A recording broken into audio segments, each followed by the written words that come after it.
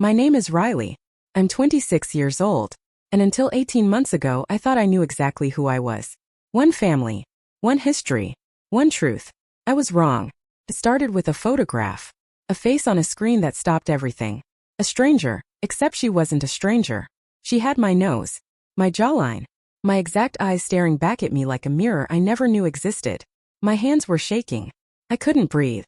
What I found next didn't just shake me. It shattered everything. The people who tucked me in at night, who sat across from me at every Christmas dinner. They had been keeping a secret my entire life. A secret with a name. A secret with a face. Before I tell you what actually happened, like this video, subscribe and drop a comment. Where are you watching from? Let me take you back to where it all started. I grew up in a small house in Ohio. David and Susan were good parents. Dinner at 6. Church on Sundays. Nothing extraordinary. Nothing suspicious. I was their only child. That's what they always told me. And I believed them completely. I wasn't curious about where I came from. I looked like Susan around the eyes. David's stubbornness ran through me like a current. I never questioned it. Why would I? At 26, my life was predictable. A marketing job. A one-bedroom apartment. A rescue dog named Biscuit. I was comfortable. Settled. Done asking big questions. Then one Tuesday night changed everything. I wasn't even looking for anything. I was killing time scrolling, half watching a show, laptop open. I typed my own name into Google. Just boredom. Just curiosity. People do it all the time. The results loaded. I scrolled past the usual. LinkedIn. An old college article. Then something stopped me cold. An image. A face. My face. But it wasn't me. I clicked the image. Pulled up a Facebook profile. A woman named Lily. 24 years old. Living in Portland, Oregon. I stared at the screen for a long time. Same nose. Same jawline. Same slight asymmetry in the smile. The thing I always hated about my own face. She had it too. Exactly. Like someone had copied a file and named it something else. I told myself it was a coincidence. People look alike. Doppelgangers are real. I'd seen those viral posts. Twin strangers. It happens. I closed the laptop. I opened it again 30 seconds later. I went back to her profile. Lily Hansen. Her photos were public. I scrolled through every single one. Birthday dinner. Beach trip. Christmas morning. I stopped at the Christmas photo. She was sitting at a table. Opening gifts. Laughing. And behind her on the wall was a photo I recognized. Not similar. Not familiar. I knew that photo. I had the same one. Hanging in David and Susan's hallway. Same frame. Same image. My stomach dropped. Who was this woman? I screenshot everything. Every photo. Every caption. Every tagged location. I created a folder on my desktop and dumped it all in. I didn't know why yet. I just knew I needed to. Lily's profile said she grew up in Portland. Went to University of Oregon. Worked at a graphic design studio downtown. She had friends. A life. A whole existence I knew nothing about. But that photo on her wall wouldn't leave me alone. I called Susan the next morning. Casual. Easy. I asked her about our old family photos, where she kept them, whether she'd scanned any. She laughed and said most were still in boxes in the attic. I asked if she remembered a specific one. The one in the hallway. 2 adults standing at a lakeside. Sunset behind them. Susan went quiet for just a second too long. Then she said she didn't remember it. I knew she was lying. I'd walked past that photo my entire childhood. I hung up and opened Lily's profile again. I zoomed into the background of that Christmas photo. The same 2 adults. The same lake. The same sunset. And this time I recognized the faces. They were David and Susan. Younger. Thinner. But unmistakably them. Standing at a lake I'd never been to. With a woman I didn't recognize. Holding a baby I'd never seen. I sat with that for 3 days. I didn't eat much. I didn't sleep well. I went to work, answered emails, smiled at colleagues. And every night I came home and stared at Lily's profile like it owed me an answer. I drafted a message to her 14 times. Hi, this is going to sound strange. You don't know me, but I think we might be connected. I deleted every single one. What was I supposed to say? Hey, I found your face on Google and I think my parents have been lying to me my entire life? I'd sound unhinged. But the not knowing was worse. On the 4th night I typed a message. Short. Neutral. I said my name was Riley, that I'd come across her profile, that there was a photo in her feed I had questions about. I kept it vague. Deliberately. I hit send before I could stop myself. Then I locked my phone. Turned it face down. And waited. She replied in 11 minutes. Not hours. Not days. 11 minutes. Like she'd been waiting. The message was 4 words long. I know who you are. I read it 3 times. My chest tightened.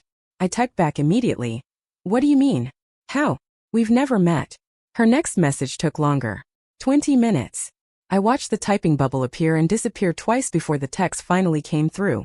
She said she'd found me first. 8 months ago. She'd been searching too.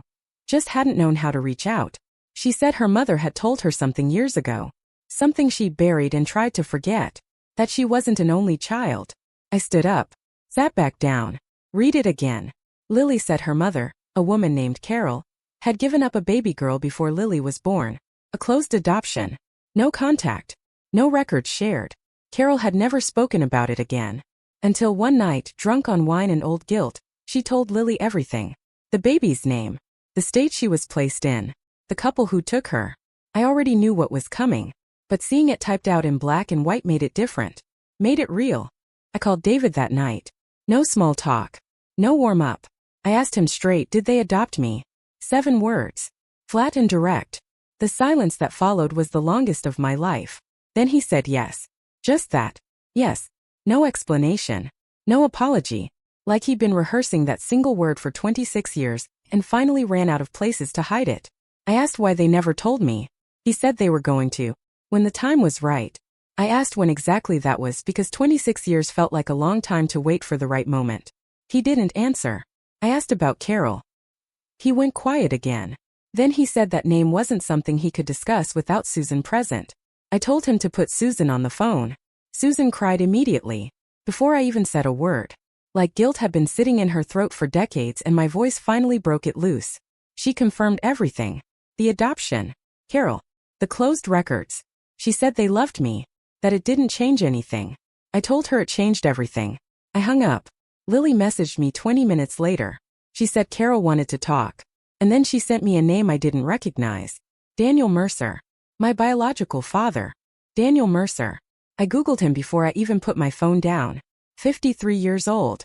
Lived in Austin, Texas. Ran a construction company. Married. 3 kids, 2 boys and a girl. A whole family photo on his company website. Smiling. Polished. Completely unaware that I existed. Lily called me that night for the first time. Hearing her voice was strange. It sounded like mine but softer. We talked for 2 hours. She told me everything Carol had shared. Daniel and Carol dated briefly in their 20s. When Carol got pregnant, he disappeared. No calls. No support. Nothing. Carol was 22 and alone and made a decision she spent the rest of her life second-guessing. That decision was me. I ordered a DNA test the next morning. 2 actually. 1 to confirm Lily was my biological sister. 1 to see if Daniel's profile matched anything in the database. The kits arrived in 4 days. I swabbed. Sealed. Sent them back the same afternoon. Then came the waiting. 14 business days, the website said. I checked the tracking number every single morning. Lily did too. We texted each other updates like we'd known each other our whole lives. Maybe in some way we had. The results page finally changed status. Processing complete. I didn't open it straight away. The email sat in my inbox for 40 minutes. Subject line. Your ancestry DNA results are ready. I made coffee I didn't drink. I walked Biscuit around the block twice. I came back and sat at my kitchen table and just stared at my laptop screen. Lily was on the phone. Silent. Waiting with me. I clicked open. First result. Lily Hansen. Predicted relationship. Close family sibling. Confidence level. Extremely high. I already knew. But knowing and seeing are 2 completely different things. I scrolled down. The second result hit differently. A partial match. Male. Listed as a close biological relative. The profile was private, no name, no photo. Just a username. DTX_Mercer83. My hands went still. DTX. Dallas, Texas. Mercer. The year 1983. I told Lily. She went completely silent. I clicked the username. The profile had 1 public detail. A family tree, unfinished, barely populated. But right there at the top was a name. Daniel Mercer. Austin, Texas. He'd taken a DNA test. He just hadn't told anyone. Which meant somewhere in Austin, a man was living his life completely unaware that his results had just connected him to a daughter he abandoned before she was even born. I had his email address. I didn't email Daniel. Not yet. I needed to think. So I went back to his DNA profile instead. I studied every connected match listed underneath his name. Most were distant. Fourth cousins. Distant relatives. Nothing significant. Then I spotted another close match. Female. Age range 20 to 30. Username. Portland_Grace91. Portland. Same city as Lily. I screenshot it and called Lily immediately. She went quiet in a way I was starting to recognize. That particular silence that meant she was already 2 steps ahead of me. She said she knew about Grace. I stopped breathing. Grace was Carol's daughter too. Different father. Born 3 years after Lily. They'd grown up in the same house, same bedroom, same everything. Lily had a sister her whole life and never once mentioned her. I asked why she hadn't told me sooner. Lily said Grace didn't know about me yet. Carol had kept us completely separate. 2 daughters who knew about each other. 1 daughter, me, who knew nothing at all. I was the secret. I had always been the secret. Carol had built an entire life around making sure I never found out. And for 26 years it worked. Until a Tuesday night. A Google search. And a face that looked exactly like mine. Now there were 3 of us. And Daniel still didn't know any of us were looking. Lily wanted to contact Daniel together. I wasn't ready. Grace wasn't even in the picture yet. We were still 3 strangers connected by blood and secrets in a DNA website. Contacting Daniel felt like pulling the last pin from something that could explode in any direction. But Lily had already drafted a message. She read it over the phone. Calm. Measured. She introduced herself as Carol's daughter. Said she had reason to believe he might be her biological father. Asked if he'd be open to a conversation. No accusations. No anger.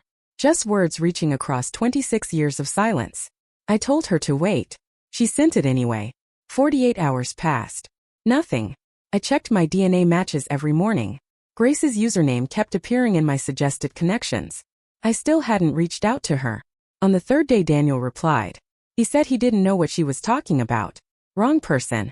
Family man. Didn't appreciate being contacted this way. Lily forwarded me the message without a single word attached. She didn't need to. We both knew he was lying. The DNA didn't lie. Somewhere in Austin, Daniel Mercer was reading our names and deciding how hard to push back. He had no idea what we already knew. I drove to David and Susan's house the following weekend. No warning. No phone call. I showed up at the door with printed screenshots, DNA results, and Lily's Facebook photos. Susan opened the door and her face collapsed. Like she knew this moment had been coming for 26 years and had simply run out of road. David was in the kitchen.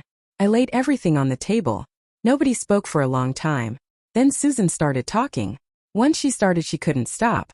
The adoption agency. Carol's name on the paperwork.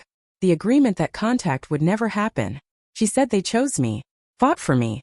That the secret was never about shame, it was about fear. Fear that one day I'd look at them exactly the way I was looking at them right now. David kept his hands flat on the table and stared at the DNA results like they were a verdict.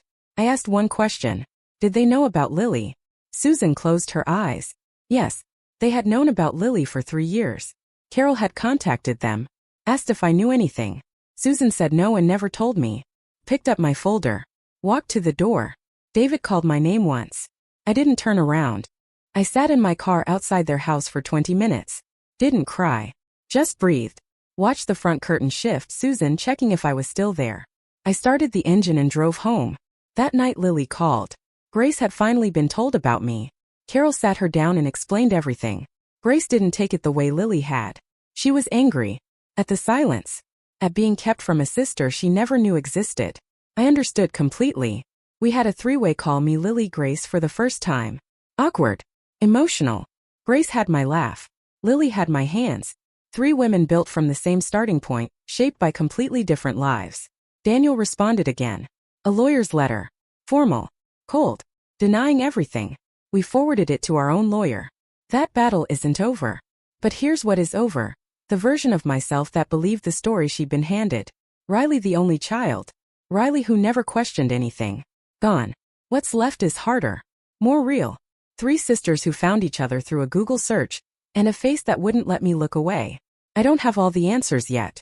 But for the first time in my life, I'm asking the right questions.